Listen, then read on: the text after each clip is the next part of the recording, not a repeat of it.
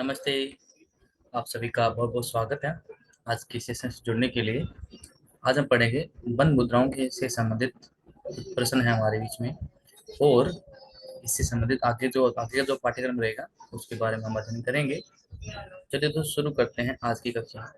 देखिए, बंद और मुद्राएं सभी सभी पुस्तक में बताया गया है।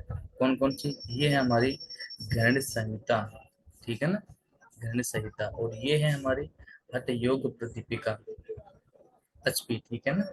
और ये है हमारी हट रत्नावली। आपको ये याद रखना है कौन सी पुस्तक का है, कहाँ पे है। और यहाँ पे हम लोग लिख रहे हैं रिमार्क, जो हमें ठीक चीजें लगती हैं, जिनके बारे में चीजें नहीं बताई गई, हम उनको विस्तार से थोड़ा सा डीपली यहाँ चीजें आपको डिफाइन कर रहे हैं, ठीक है। चलिए देखते हैं। गणित संहिता में 25 प्रकार की इसमें बंद मुद्राओं का वर्णन किया गया है, जिसमें 4 बंद बताए गए हैं और 5 इसमें धारणा बताई गई है, ठीक है।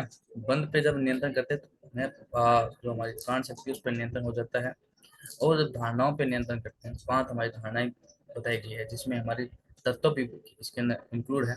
तो तत्वों पे हमें नियंत्रण करने से हमारे शरीर में कुछ ऐसी विभूतियां प्राप्त होती हैं, जिनके बारे में हठ योग में बताया गया है। अगला देखिए, हठ योग प्रदीपिका में क्या बताया गया है। 10 प्रकार की मुद्रा बताई गई है। हठ योग प्रदीपिका, इसका जितना लंबा नाम है ना, उतने ही इसमें कम चीजें बताई गई हैं। अब देखिए, हठ योग प्रदीपिका में कितने आसन बताए गए हैं, बताओ बताओ। 15 आसन इसमें बताए गए हैं। जितना लंबा नाम है उससे छोटा इसमें। और गणित संहिता छोटा सा नाम है, इसमें कितने बताए गए हैं? 30, आई थिंक 32 आसन बताए गए हैं। और इसमें 25 इसमें आपकी धारणा बताई गई है, ठीक है। अब हठ रत्नावली। अब देखिए, हठ योग प्रदीपिका और हठ रत्नावली में सब कुछ सेम है, बस थोड़ा सा डिफरेंस है, वो आप इसमें देख लेंगे, ठीक है। अब इसमें 4 बंद है और 6 इसमें मुद्राएं बताई गई है, ठीक है। मुद्राओं से सबसे ज्यादा वर्णन हठ योग के जो ग्रंथ है, हठ योग प्रदीपिका और हठ रत्नावली में बताया गया है। अब हम आगे जानेंगे कि किसमें क्या चीज बताई गई है। यहाँ पे क्या दिया गया है, मुद्राओं और बंद तीनों को इकट्ठा ही दिया गया है। गणित संहिता में 5 धारणाएं भी मुद्रा है, वह बंद प्रकरण के अंतर्गत आती है। मुद्राएं व बंद के अंतर्गत आती है। कौन कौन सी? ये 5 प्रकार की जो धारणा बताई गई है, ठीक है दोस्तों। चलिए आगे बढ़ते हैं कक्षा। अब देखिए, बंद कौन कौन से हमारे, आप सभी को पता है कि हमारे 4 पांच जो बंद बंद बताएगी, महाबंद भी है, 4 मुख्यतः बंद होते हैं। और महाबंद है जो अंतिम में, तो महाबंद तीनों बंद के लगने के बाद ये लगता है। सेम इसी इन्हीं प्रकरण में ये है और सेम ही ये है, ठीक है, इसमें कोई विशेष बात नहीं है। हठ योग प्रदीपिका और हठ रत्नावली में चारों बंद मुद्राओं व बंदों के बीच बीच में दिया गया है, मगर क्रमश में इसी क्रम में है। क्या है? मूल बंद, जलंध बंद, उड्डयन बंद, महाबंद, सभी में एक जैसा है, ठीक है ना। तो इसको आपको विशेष बात नहीं इसमें, आप सभी को याद रहेगा इस चीजें। मूल बंद के बारे में गणित संहिता में क्या कहा गया है, इसके लाभ के बारे में बताया गया है कि वृद्धावस्था नष्ट कर देता है, संसार सागर पार करने वाले आकांक्षियों को वन अभ्यास अभ्यास करना मृत सिद्धि होती है, और मौन व आलस्य रहित होकर अभ्यास कर सकते हैं, ठीक है ना। तो ये गणित संहिता में बताया गया। हट प्रदीपिका में क्या बताया गया, प्राण अपान व नाद व बिंदु की एकता हो जाती है। आपको पता है कि मुख्य जो प्राण बताए गए हैं हठयोगी ग्रंथों के अंदर, जो हठयोगी अभ्यासी होते हैं, प्राण और अपान पे विजय प्राप्त करनी होती है। जब व्यक्ति इन पे विजय प्राप्त कर लेता है, तो इनकी जो गति है वो विपरीत हो जाती है। देखिए, आपको पता है कि गति विपरीत होने का तात्पर्य क्या है। जैसे कि हमारा जो अपान है, अपान चेतन नीचे की तरफ बढ़ता है, ठीक है ना। अपान मूल मुख्य रूप से सभी में नीचे की तरफ बढ़ता है, और प्राण है वो ऊपर की तरफ होता है। किंतु जब वो हड्डियों की अभ्यासी होता है, इसमें ये चीजें अवरोध पैदा होकर देती है। हमारा जो अपान है वो ऊपर की तरफ बढ़ता है, और प्राण है वो नीचे की तरफ बढ़ता है। किस लिए बढ़ता है? ये हमारी कुंडली जागरण के लिए आगे की तरफ बढ़ता है, ठीक है दोस्तों। मतलब देखिए, मल मूत्र की अल्पता अल्पता वृद्धि वृद्ध भी युवक हो जाता है। अपान वायु के वहनी मंडल में पहुंचने से उसके धक्के से अग्निशिखा बढ़ती है, ठीक है। तो ये हठ योग प्रदीपिका में बताया गया है। जो आपको मैं बता रहा हूँ वो क्या है, जब ये इसका आविष्कार हुआ था, जहाँ से ये योग को छाटा गया था, कहाँ पे? हड़प्पा सभ्यता थी, ठीक है ना, वहां से ये चीजें निकल के आई थी। उस समय के जो लोग हैं उनके जो शास्त्र हैं उसमें ये चीजें देखने को मिली है। ठीक है, जो हठ योगी अभ्यासी थे उनके लिए क्या कुछ होता था। ध्येयांतर्गत अग्नि अत्यंत बढ़ जाती है, कुंडली सर्पणी के समान फुटकार करके सीधी हो जाती है, वह कुंडली ब्रह्म नाड़ी में प्रवेश करती है और प्रतिदिन अभ्यास करें। ठीक है ना। तो ये बंदों के के साथ ही ये चीजें होती हैं। सेम एज हेटियो प्रतिभा की में उपरोक्त चीजें बताई गई है। जलंधर बंद के बारे में क्या कहा गया है। जाल तंत्रिकाओं तंत्रिकाओं का जाल गर्दन के मस्तिष्क धर स्थिर करना है, इसका स्थान बताया गया है, किस प्रकार से उसका रखना है। इसमें सामान्य जो जलन बंद है, आठवीं प्रतिबंध क्या है, 16 आधारों पर नियंत्रण होता है। ये सबसे मुख्य प्रश्न है कि निम्न में से कौन सा एकमात्र बंद है जिसपे 16 आधारों पर नियंत्रण किया जाता है। ठीक है ना।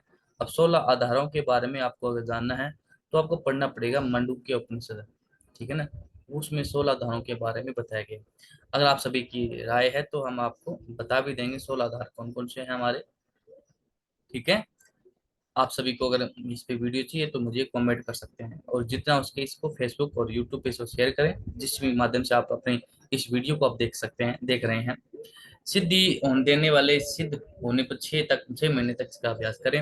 हठी प्रदीपिका में बुढ़ापा मृत्यु को दूर कर देता है, कंठ संबंधित रोगों का नाश करता है, नाड़ी समूहों को बांधता है, सोम श्राव रोकता है, अग्नि जठ अग्नि में नहीं गिरता, वायु के प्रकोप को रोकता है, 16 धारणों पर नियंत्रण कर को भी मध्य चक्र कहा गया है। कीड़ा संकोचन का इसका अभ्यास करें, ईंडा पिघलना को इससे रोकें, प्राण को पिछले मार्ग से प्राण प्रवाहित करें। इसी प्रक्रिया में प्राण लय को प्राप्त होते हैं तथा बुढ़ापा नाश हो जाते हैं।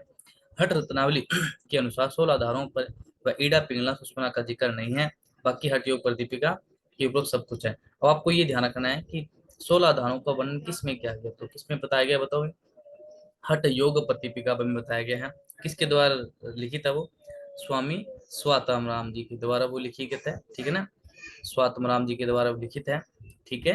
तो इसमें ही वर्णन किया गया 16 आधारों का, अदरवाइज कोई भी ग्रंथ में इसका वर्णन नहीं मिलता। अब जो मंडूक उपनिषद है उसमें ये चीजें देखने को मिलती है, आप उसको ग्रंथ को पढ़ सकते हैं। उड़ियान बंद जो अपने नाभि क्षेत्र में स्थित होता है, उसमें क्या काम है, ग्रंथ क्षेत्र में क्या बताया गया, इसमें प्राण को महाखग कहा गया है। अब देखिए इस प्रकार के प्रश्न बनते हैं, महाखग किसे कहा गया है।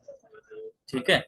यह बंद मृत्यु रूपी गज के लिए सिंह के समान होता है। ठीक है ना। इस प्रकार के प्रश्न बनते हैं कि किसे क्या कहा गया है। और ये जो प्रश्न बनते हैं जो यूजीसी की परीक्षा में प्रश्न पूछे जाते हैं, वहां फिर आगे पूछे जाते हैं, वो डीपली पूछे प्रश्न पूछे जाते हैं। ये जो अभ्यास है वो निरंतर आपको पढ़ने से, आपको बोलने से, ये चीजें आपकी तब आपका अभ्यास पूरा अच्छे से बनेगा। हठ योग प्रतिपा के अनुसार मृत्यु को मिटा देता है, गज मृत्यु रूप गज के संयम के समान 6 महीनों से निसंदेह मृत्यु को जीत लेता है। सभी बंधु श्रेष्ठ मुक्ति मार्ग सरलता से बनता है। ठीक है ना। तो योगदान बंदे के बारे में बताया गया है। हठ योग प्रतिपा वाले दो सभी बंदों में श्रेष्ठ मुक्ति मार्ग सरलता है, ये हठ रत्नावली कहती है।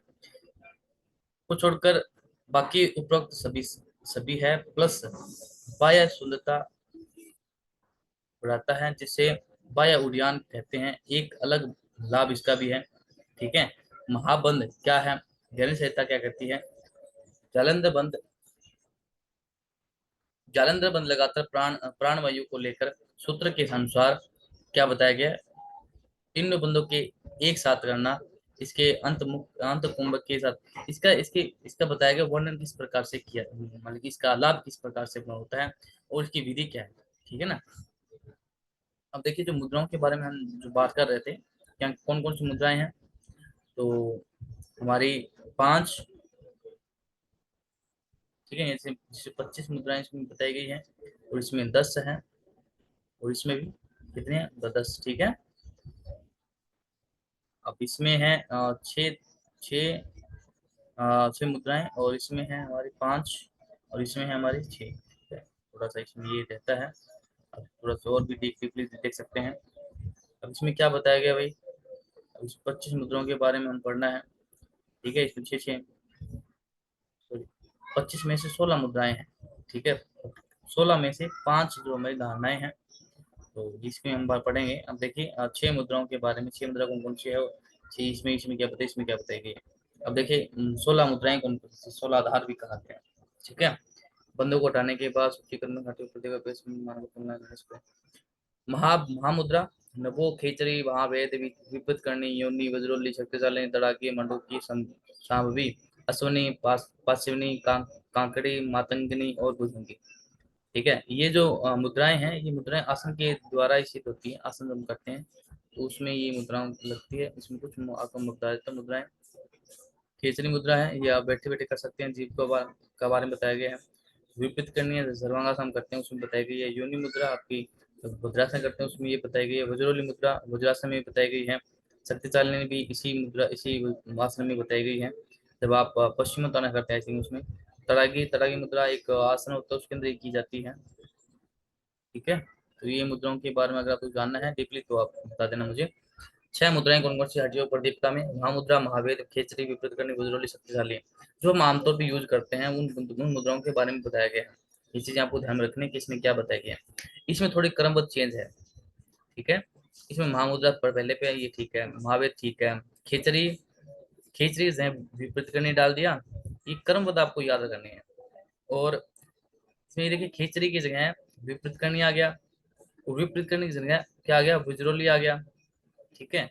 अब वज्रोली की जगह आ गया शक्तिशालिनी, और खेचरी को सबसे नीचे दे दिया। खेचरी में चेंज है, खेचरी को सबसे नीचे दे डाल दिया, और खेचरी की जगह विपरीत करने के अनुसार ये पूरा का प्रकरण लेके चल पड़े। ठीक है। आपको ये चीज ध्यान बहुत अच्छे से याद रखनी है, ताकि आने वाले प्रश्न में आप बिल्कुल भी अटके ना। अब क्या बताया गया, दिमाग में हमने क्या लिखा है। गणित संहिता के अनुसार बाएं पैर, ठीक है, किसी महामुद्रा के बारे में बताया गया। बायां पैर शिवनी नाड़ी में लगाएं, दायां दायां पैर पश्चिम उत्तानासन में की ओर सीधा करें। दोनों हाथों को पैर की उंगलियों को पकड़े। ठीक है। जिस प्रकार से हम अर्ध पद्मासन लगाते हैं ना, एक पैर सीधा करके और एक पैर हम थाइस की साइड में लगा देते हैं, ठीक उसी प्रकार से बताया गया है। क्या क्या लाभ इसका मिलता है। तो इस इन मुद्राओं के बारे में आप अच्छे से देख सकते हैं, आपके सामने है, इसका स्क्रीनशॉट भी आप ले सकते हैं अच्छे से। ठीक है दोस्तों। तो इसमें हम ज़रा समय व्यतीत न करेंगे। कुछ विशेष बात होगी तो आपको मैं बता दूंगा। महावेद में क्या है, जैसे पुरुष के बिना स्त्री का यौवन यूप लवण्य व्यर्थ है, उसी प्रकार महादेव के बिना मूलबंध और महाबंध निष्फल है। तो महावेद के बारे में बताया गया। महावेद में किसका समावेश होता है, मूलबंध महाबंध का इसमें समावेश होता है। इसकी विधि बताई गई है। या में दिने दिने 8 बार करनी चाहिए। क्या करनी चाहिए भाई, तो ये आपको करनी चाहिए महावेद मतलब। ठीक है ना, महावेद के बारे में बताया गया है। या में मतलब एक एक घंटे। तो ये देखिए 8 बार करनी चाहिए, तो 8 24 24 बार इसको करे, 24 घंटे तक करनी चाहिए। 8 8 याम 64 बार। तो याम का मतलब 3 घंटे होते हैं। ठीक है ना, आपको ये याद भी रखना है। खिचड़ी के बारे में आपको मैंने बता दिया। ठीक है। जीभ के नीचे वाले भाग को थोड़ा सा काटा जाता है। काटने की विधि भी हड्डियों ग्रंथों में काफी बात देखने को मिली है, किस प्रकार से उस मांस को काटा जाता है। इसमें गो मांस भक्षण के बारे में बताया गया। हम आमतौर पर ये समझ रहे थे गो का मांस नहीं, गो मांस होती है आपकी जीवा। ठीक है। गो मांस आपकी जीवा होती है। जीवा के बारे में इसमें वर्णन किया गया है कि जीवा का ही पान करना है। देखिए ये देखिए, तालू में मांस का भक्षण करना है। तालू में तो जीवा होती है ना, इसमें उसका भक्षण करना है, तो उसको उसी को खाना है, इसी को गो मांस कहा गया है। ठीक है ना, स्वयं का मांस। तो थोड़ा सा क्योंकि जलन अवेयरनेस आपके पास होनी चाहिए, इसमें क्या चीज़ बताया गया है। लोग पता नहीं किस कहाँ से चीज़ें निकाल लेते हैं। और इसमें क्या बताया गया है, जैसे ये किस प्रकार का भोजन रहेगा। विपरीत करनी जो मैंने आपको बताया था उसी हिसाब से बताई गई है। जठ अग्नि प्रदीप काफी ज्यादा करती है ये। तो ये है हमारी मुद्राओं के बारे में। अब देखिए जो वज्रली मुद्रा है उसमें 2 प्रकार की, और इसमें 2 चीजें हमें इसमें और देखने मिलती है, और कई बार प्रश्न भी पूछा जाता है। वज्रली मुद्राओं के बारे में धनी सता क्या कहते हैं, नड्डा से बैठकर दोनों हाथों की जगहों के एक बराबर हाथ रखकर शरीर को उठाना है। ठीक है ना, जैसे उठाते हैं, जैसे उठित पद्मासन करते हैं उसी हिसाब से। मुक्ति देने वाली हित करने से सिद्धि आनी श्रेष्ठ होती है। इसकी सिद्धि साधकों के लिए साधकों के लिए साध साधक उर्दू प्रयोग में समर्थ हो जाते हैं। अभी व्यक्ति भी इससे सिद्धि प्राप्त हो जाती है। हटियो प्रदीप के अनुसार बजोली योनि लिंग में पाइप डालकर अंकुचन करना है, वायु का संकुचन करना होता है। ठीक है। अकाल मृत्यु विजय इसमें लाभ बता दिया गया। शुक्र की चित्त से अधीन बताया गया है, जिस पर जीवन निर्भर है। भुजरोज दो प्रकार की, किसके अनुसार? हठ योग पर दीपिका के अनुसार। सहजोली अमरोली। सहजोली में क्या होता है? भुजरोली करने के बाद गोबर का भस्म जल में भिगोकर अपने अंगों पर लगाएं, विशिष्ट मुक्ति देने वाले होती है। और अमरोली में क्या होते हैं? भुजरोली करते हुए भूमध्य प्रदेश, नासिका प्रदेश में अमृत का पान करता है, उस अमृत को योनि स्राव में से निकालना। देखिए ये सब चीजें हठ योगियों के लिए हैं। अगर आप हठ योगी हैं तो इनका यूज कर सकते हैं, अदरवाइज इनको इस बारे में सोचना मत, लेकिन इसके बारे में पढ़ सकते हैं। ठीक है। तो क्योंकि आप योग के विद्यार्थी हैं तो योग के विद्यार्थी को यह सब चीजें पता होनी चाहिए। ठीक है। तो इसमें चीजें बताई गई हैं। ओनली हठ योग प्रतिपा में बताया गया है। देखिए शक्तिशाली मुद्रा के बारे में। कुंडली जागरण में इसके भ्रम द्वारा खुल जाता है। एक बित्ते बड़ा चौड़ा 4 अंगुल लंबा कपड़ा नाभि पर लपेटना होता है, यानी बित्ते 9 इंच वाला। अश्विनी मुद्रा आपकी गुदा वाका कुचन करना, वो आपकी अश्विनी मुद्रा कहलाती है। इससे कुंडली खड़ी हो जाती है। शक्तिशाली में योगिनी मुद्रा को नहीं होती विग्रह। तो ये आपको अच्छे से पढ़ सकते हैं, बहुत अच्छी लैंग्वेज में लिखा गया है ये ग्रंथ। ठीक है।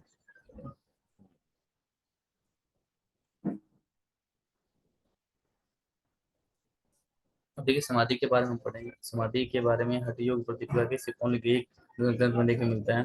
तो गृहण संहिता के अंदर 6 प्रकार की समाधि बताई गई है। समाधि का प्रकरण मतलब ध्यान योग, योग के बारे में बताया गया। ठीक है। पहला ध्यान योग, नाद योग, रसानंद, लय सिद्धि, भक्ति योग और मनोमूर्छा। ये 6 प्रकार की स्थितियों के बारे में देखने को मिलता है, तो समाधि के बारे में देखने को मिलता है। और इसमें नील है और इसमें भी नील बताया गया। गणित संहिता के अनुसार 6 भेद, समाधि के 6 भेद हैं, जो कि हट्टी प्रदीपिका व हठ रत्नावली के पूर्णतः अलग प्रारूप में है। ठीक है। इसमें भी देखने को मिलते हैं। हट्टी प्रदीप के अनुसार मरणशीलता का नाश करती है, सुख का उपाय है, ब्रह्म पर ब्रह्म को प्राप्त करती है, पर्यावची राजयोग समाधि, उन्मयी मनोमयी अमृत लय तत्व शून्य, परम पद अनासक अद्वैत निरालंबन निरंजन जीवन मुक्ति सहजता तुरिया। ये चीजें इसमें देखने को मिलती है। नाद अनुसंधान, पता नहीं क्या नाद अनुसंधान, ज्ञानियों के अंदर बताया गया है। श्रवण अंतरंग और बहिरंग में, अंतरंग में क्या है? विवेक वैराग्य सठ संपत्ति मुमुक्षुत्व, और अंतरंग में है हम श्रवण मनन मनन और निधि ध्यासन। ज्ञान योग है उसको हम 2 भागों में बांटते हैं। ये हमारा बहिरंग है और ये हमारा अंतरंग है। तो अंतरंग के अंदर नाद योग का वर्णन किया गया है। अब ज्ञानों पढ़ेंगे तो उसमें बता दिया जाएगा। देखिए इसमें क्या है, पहले में क्या है? विवेक वैराग्य सठ संपत्ति मुमुक्षुता, यानी 4 प्रकार की बताई गई है। और उसमें 3 प्रकार की है, तो लगभग 7 प्रकार के ज्ञान योग बताए गए हैं। और इसमें क्या है? इसमें क्या है? श्रवण मनन और निधि ध्यासन। तो निधि ध्यासन के अंदर हमें नाद की प्रवृत्ति देखने को मिलती है। और इसमें हमें जो गणित संहिता है उसमें भी नादा अनुसंधान क्या है, क्या बताया गया? आसन प्राणायाम मुद्रा बंध और नाद अनुसंधान जी। गणित संहिता में 4 प्रकार के बताए गए हैं। क्या क्या? आसन, प्राणायाम, मुद्रा बंध और नाद अनुसंधान। चतुरांग योग के अंदर हमें नाद अनुसंधान का वर्णन भी देखने को मिलता है। ठीक है। तो ये चीज आपको अच्छे से याद होनी चाहिए। नाद अनुसंधान है आरंभ अवस्था, घटावस्था, परिचय निशक्ति अवस्था।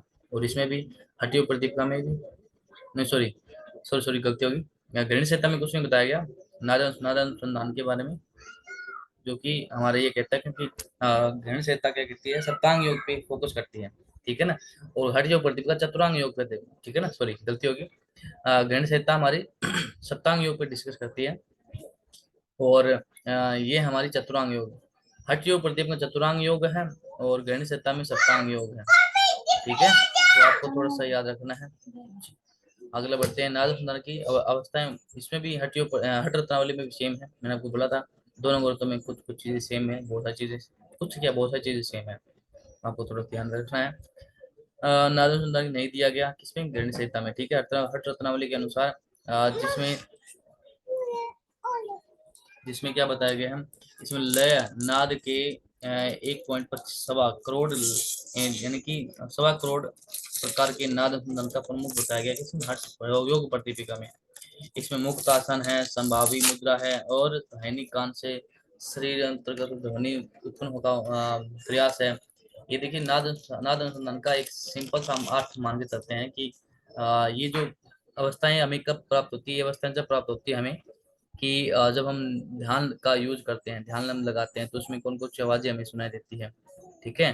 तो ये चीजें हमारे उच्च स्तर के लिए है, ठीक है। अब देखिए शुरुआत में क्या बताया गया है, समुद्र तूफान भेरी निर्जन झरना, ये चीजें हमें सुनाई देती है, और ये आपकी गति में सुनाई देती है। कभी आप कोई ध्यान लगाते हैं तो ये चीजें आपको सुनाई देती है। आप क्या करें, आप इसका जो विधि है वो आप इन ग्रंथों में देख सकते हैं, किस प्रकार से मुख मुद्रा बनानी है। और मध्य में क्या होता है, ड्रम शंख घंटा, और ये काल की सुनाई देती है। अंत में देखिए ये आरंभ अवस्था है, ये घटावस्था है, ये पृच्छ अवस्था है, अगला हमारी निःशक्ति अवस्था जिसमें हमें कुछ नहीं देता।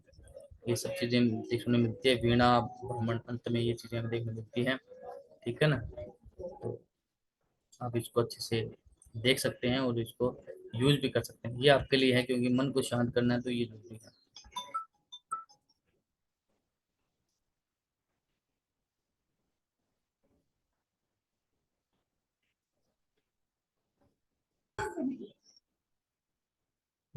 अब अगले देखिए, नाद अनुसंधान की चार अवस्थाओं की तुलना का अध्ययन। अब हठ योग प्रदीपिका और हठ रत्नावली का ही हम आगे का अध्ययन करेंगे। अब देखिए, ब्रह्म रंध्र ग्रंथि भेदन अनाह चक्कर हृदय चक्कर, ठीक है, शून्य के समान आनंद का अनुभव, अंत शरीर में विचित्र क्षण जन जन अनाहत अनाहत शब्द की ध्वनि सुनाई देती है।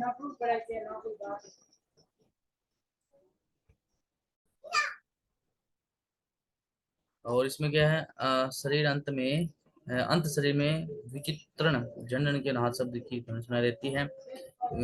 दिव्य देह ओजस दिव्य गंध आरोग्य प्रसन्नचित्त शून्य शरीर को हो जाती है। घटावस्था में ये बताएगा, आरंभ अवस्था में क्या होता है, घटावस्था में सेम ये चीजें बताई गई हैं, इसमें हठ रत्नावली के अंदर समान की जगह सूर्य प्रकाश के समान आनंद का अनुभव करता है। ये दोनों में डिफरेंस आपको खुद को जानना है कि दोनों में डिफरेंस क्या क्या बताया गया है, ठीक है। और घटावस्था में विष्णु ग्रंथि का भेदन होता है, कर्ण चक्र का इसमें विशेष योगदान रहता है, और इसमें हमारा हृदय हृदय चक्र सबसे पहले हमारा इसमें हार्ट कनेक्टेड होता है आरंभ अवस्था में। दूसरे में आपका विशुद्धि चक्र यानी कि जलंधर में आपका इसमें एक्टिव होता है, ठीक है। तो ये आपको देखना है, जानना है, और इसको समझना है कि इसमें क्या बताया गया। प्राण वायु का सुषुम्ना में संचार, अति शून्य में परमानंद भेरी शब्द आघात जन्य शब्द उत्पन्न होता है, ज्ञानी देवतुल्य हो जाते हैं, कोई ग्रंथि या चक्कर नहीं है, ठीक है। तो ये चीजें आप देख लेना। पृथ्वी अवस्था में क्या होता है, इसमें मनुष्य चक्र पर ध्यान दिया जाता है, दोनों के बीच का जो भाग है। और निःशक्ति अवस्था में रुद्र ग्रंथि का भेदन होता है, शिव स्थान बताया गया, इसे आज्ञा चक्र कहा गया है, ठीक है ना, कि बिंदु चक्र से थोड़ा सा नीचे, जो मानस चक्र है उसे थोड़ा सा नीचे की तरफ आज्ञा चक्र 30 बिंदु को जिसे कहा गया है। अब अगला देखिए क्या बताया गया है, हठ योग के अंदर यम नियम कितने बताए गए हैं। ये जरूरी है, ये बहुत जरूरी है। अब हम समझ लेते हैं कि हठ योग में केवल हम हमें तो सिर्फ यम नियम अष्टांग योग में ही देखने मिलते हैं, नहीं। हठ योग के अंदर 10 10 बताए गए हैं, 10 यम 10 नियम बताए गए हैं, और ये हमें हमें त्रिशिखी ब्राह्मण उपनिषद में देखने को मिलती हैं तथा याज्ञवल्क्य स्मृति में भी हमें इसका वर्णन मिलता है, तीनों मिलता है। कौन कौन सी, एक तो त्रिशिखी ब्राह्मण दर्शन के अंदर उपनिषद के अंदर, और एक हमारा योगवल्य याज्ञवल्क्य स्मृति के अंदर हमें ये चीजें देखने को मिलती है, ठीक है। अब देखिए क्या बताया गया है, यम क्या है, अहिंसा सत्य अस्त्य ब्रह्मचर्य, अब यहाँ पे देखिए समा धैर्य, धृति क्या गया, दया और सरलता, मिताहार और सोच। अब ये चीजें क्या है, सिंपल सी परिभाषा, मुझे ये बताइए चीजें क्या है, ये चीजें क्या बताई गई है, यम को हम किस प्रकार से समझ सकते हैं, यम क्या है। यम को हम सांसारिक रूप से देखें तो ये हमें हमें हम उस परिवेश से जोड़ती है जिस समाज में हम रह रहे हैं। ठीक है। और नियम क्या है, नियम हमारा अंतरंग का योग है जो हमें व्यक्ति विशेष का निर्माण करने में मदद करता है। अब अष्टांग योग में जो नियम है वो क्या बताया गया है, क्या बताया गया, सोच तो, सोच संतोष तप स्वाध्याय इस पर प्राणदान, यानी अंदर की बताया गया। इसमें क्या है, पश्चाताप ये भी अंदर का होता है, संतोष ये भी अंदर का होता है, दान करना ये अंदर से भावना उत्पन्न होती है, विश्वास भी अंदर से होते हैं, और ईश्वर पूजन भी ये चीजें अंदर से पैदा होती है। ठीक है। और जो सिद्ध पुरुष होते हैं उनका सिद्धों का श्रवण करना, बुद्धि बुद्धि भी अंदर की है, व्रत, जप, तप, ये सब चीजें अंतरंग योग के अंदर देखने को मिलती है। सिंपल साधारण परिभाषा में अगर आपसे पूछे तो यम है वो हमें संसार में किस किस हिसाब से अपने को जीवन निर्वाह करना है, संसार में किस प्रकार अपने आप को बेस्ट करना है, तो ये बताइएगा। नियम के अंदर क्या बताया गया, हमें हमें शारीरिक रूप से किस किस प्रकार से मजबूत होना है, हमें अंतरंग योग के बारे में किस तरह से जानना है। ठीक है, तो यम नियम के बारे में आज हमने इतना जाना। अगली कक्षा में हम जानेंगे पूर्ण रूप से, अगली कक्षा में हमारा जो बाकी जो ग्रंथ रह गए उनके ऊपर डिस्कस हम करेंगे। अगर आपको ये पीडीएफ चाहिए तो आप हमें कमेंट कर सकते हैं, हम आपको ये पीडीएफ जिस प्लेटफॉर्म से आप हमें संपर्क करेंगे उस प्लेटफॉर्म पे आपको ये पहुंचाने की कोशिश हम आपके साथ करेंगे। और आप सभी से फिर से आग्रह है कि ज़्यादा से ज़्यादा इस पेज को, चाहे वह आप यूट्यूब के माध्यम से आप देख रहे हैं, चाहे आप फेसबुक के माध्यम से आप देख रहे हैं, इसको आप ज्यादा से ज्यादा लोगों तक पहुंचाएं। हम आपके सामने वही चीजें लेके आ रहे हैं जो हमारे ग्रंथों में चीजें बताई गई हैं। ठीक है जी। हरिओम तत्सत।